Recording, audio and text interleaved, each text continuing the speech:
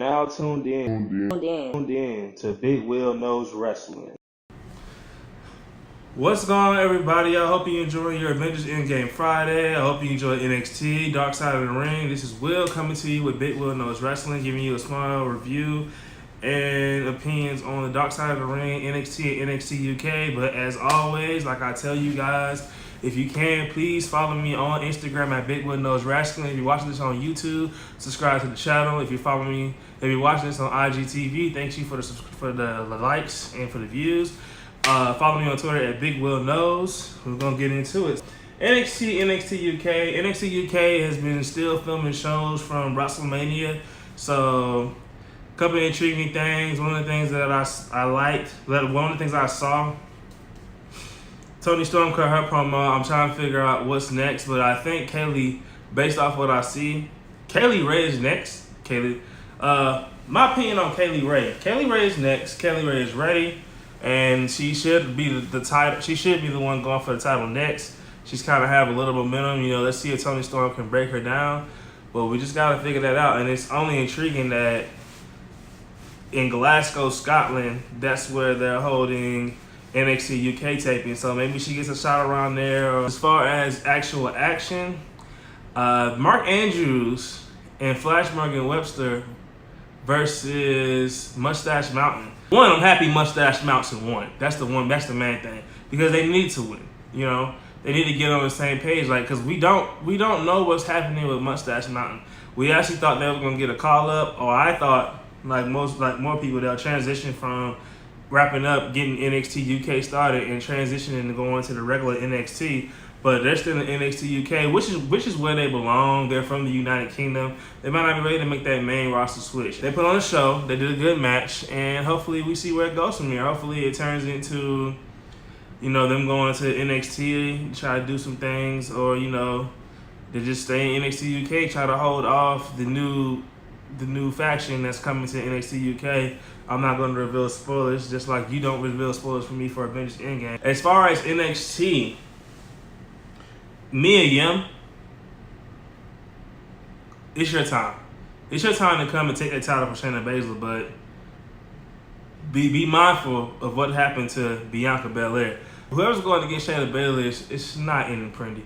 You're getting tapped out and everything, but if you feel like you can end Shayna Baszler's title reign, by all means, go at it. I don't want the head baddie in charge to go get that title, because that's what they deserve. So let's see what you got. Let's see if you get the title match or whatever. Let's see how you build up to it. I know what you guys are thinking. The Undisputed Era may break up. Could this be the end? Me personally, I don't. It looks like it could be the end. It looks like they could be building for either Roderick Strong to go to the main roster or Adam Cole go to the main roster, wherever they want to go. But it's been a fun ride watching them. But maybe it's just trying to cause a distraction. I don't know. For you guys that haven't watched NXT yet this week, first of all, let's just go ahead and say this. I forgot how good Roderick Strong, or as Nigel would say, Roderick Strong really is. He's really a legit good wrestler. And that match he put on with Johnny Gargano let me know how good of a wrestler he is. He's been in that tag team so long that I'm not going to speak on all the other fans. I'm going to speak on myself, that I forgot truly that he is one of the top wrestlers in NXT, got skill. Him and Johnny Gargano put on a good match. Too bad they got spoiled by the ending, you know.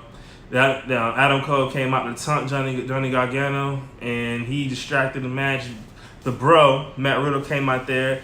I guess I don't know what's being set up, because it's confusing. Adam Cole came after Matt Riddle, but Adam Cole is clearly. Matt Riddle came after Adam Cole, but Adam Cole is clearly trying to get at Johnny Gargano. So we got to watch the taping. I know I've seen the spoilers, but I'm really I'll look at them when they first come out, but to see like the title changes and anything changes after that, I look at them as like a grain of salt. I just want to see where it builds up from here, what they're setting up. But I'm pretty sure it's probably going to set up Johnny Gargano versus Matt Riddle when it gets NXT title shot.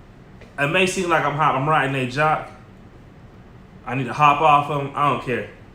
The Street Profits have come a long way from when they first debuted in WWE. They're actually having matches right now. Like matches, and they're like learning how to put on a show, and they're doing good. They went against the War Raiders. I would call them the War Raiders because in NXT they're still the War Raiders.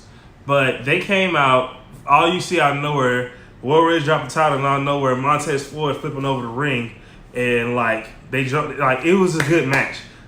The Street Profits have came a long way. There's no way that they don't get the tag team titles in NXT. They have come on. They're doing great. I like what I saw, and granted, they didn't win, but I wish I can use footage, but I'm pretty sure you guys probably watched the Office of Pain versus the Street Profits twice. Those matches did not last long. It looked like the Street Profits went out and jobbed for the Office of Pain twice, but they actually this year against War Raiders, they actually put on a good match, put on the show. It looks like that tag team division is gonna get good. They're gonna be good, and the Street Profits are gonna be the ones leading the charge in the future. And hopefully this leads to a bigger push for the Street Profits.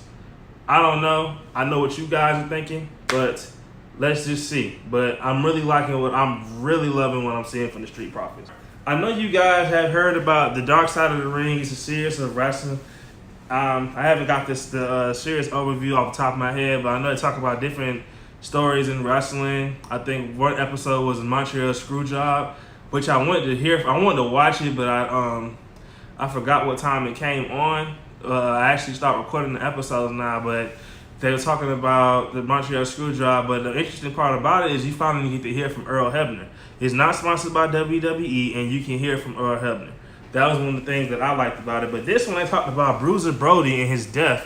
See, now, I was born in 1991, so when Bruiser Brody died, it was a couple years before, and they were talking about how he was stabbed, and the dude has been went to jail, and Tony Atlas admitted that he knows who the dude was. He still really didn't take him to jail. Like, he just got a slap on the wrist, said it was self-defense, said a fan stabbed him, and he pretty much got her in murder. I feel like that wasn't right, but I feel like that's an interesting story. I got to learn a little bit about Bruiser Brody, and I forgot the other dude's name, but he was the Butcher, how they had a rivalry. It was insane. To see that Bruiser Brody got murdered in Puerto Rico, that's probably why the territories are not really big no more. People don't probably want to go because, stuff like this happens. You go to another country, these people can do what they want to do and get away with it. Like, pretty much dude just got off on the charges. Tony Atlas didn't even get to testify. So I feel like it's an intriguing series. So I'm glued now. I'm going to keep watching NXT at 8, Darkside of the Ring at 9. I'm going to keep watching. But before I let you go, I know my show says Big Will knows, Big knows wrestling, but Big Will knows sports in general. Case in point, the NFL draft was last night. First of all, shout out to all the Clemson D linemen that got picked in the first round because they are the best D line. They had the best D line in the nation, and they were all first round picks. But I'll let them have that. Austin Bryan, somebody got to get drafted in the late rounds, But what people have been talking about, they have been talking about Daniel Jones getting drafted before Dwayne Haskins. Now, first of all, for all you football fans out there, college football fans, big like me, Clemson Tiger all day, 2-time national champion, Daniel Jones played at Duke University. I just looked up his stats a couple of minutes ago before I went on air. This man only threw for 2,000 plus yards. That's it. And his total career was 50 touchdowns and 27 interceptions. Compared to Dwayne Haskins, 1 year at Ohio State, 13-1. Lost to Purdue. I don't know why people lose to Purdue on the road, but that's a hard one. Even Michigan lost to them a couple years ago. 13-1. A game away from the national championship game, threw 50 touchdowns and 8 interceptions in 1 year. And he went at the draft, and the Giants passed on him. Everybody's upset. Max Kellerman is upset. A big Giants fan. Nobody gets it. They're like, why in the world are you sitting here and you're like, you passed on this dude? It doesn't make no sense. I don't get it, but you know, we're gonna see. This year the Redskins, and for you guys who didn't watch the draft this year, Dwayne Haskins got drafted to the Redskins. So we're gonna see the Redskins versus Giants. We're gonna see who got the better end of that this week. This includes my Friday episode. I hope you guys enjoy. Once again, I already plugged my network, so please follow, subscribe, and peace.